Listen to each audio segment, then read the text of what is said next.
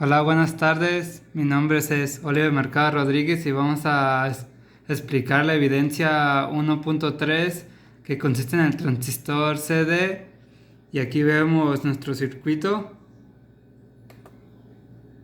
Y aquí vemos que está el transistor, que aquí está base, conector y emisor. Lo cual que vamos a hacer es la fuente. Vamos a calcular la fuente de base, el voltaje del conector emisor.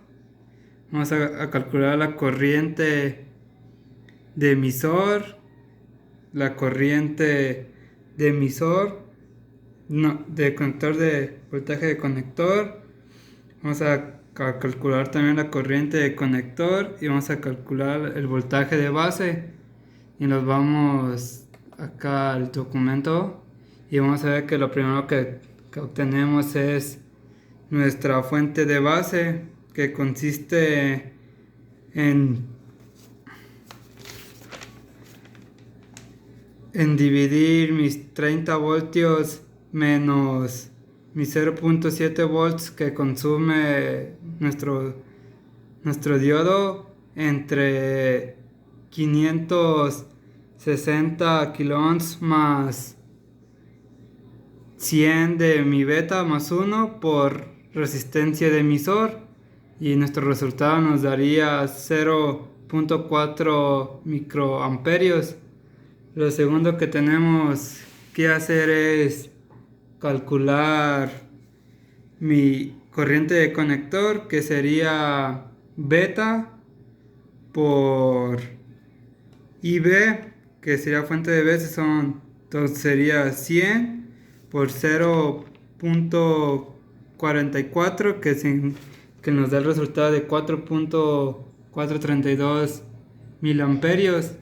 Después lo que tendríamos que hacer es calcular el voltaje de conector emisor, que la fórmula es voltaje de conector emisor es igual a voltaje de conector menos voltaje de conector por resistencia conector más resistencia de emisor. Entonces nuestro resultado daría 24.12 volts. La siguiente sería mi voltaje de emisor, que sería mi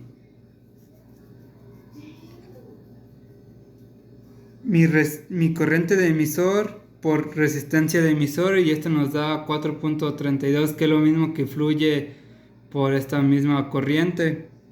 La siguiente es mi voltaje de conector, que sería esta, la fórmula sería voltaje de conector igual a voltaje de emisor conector más voltaje de emisor, y nos daría eso, 28.55 volts.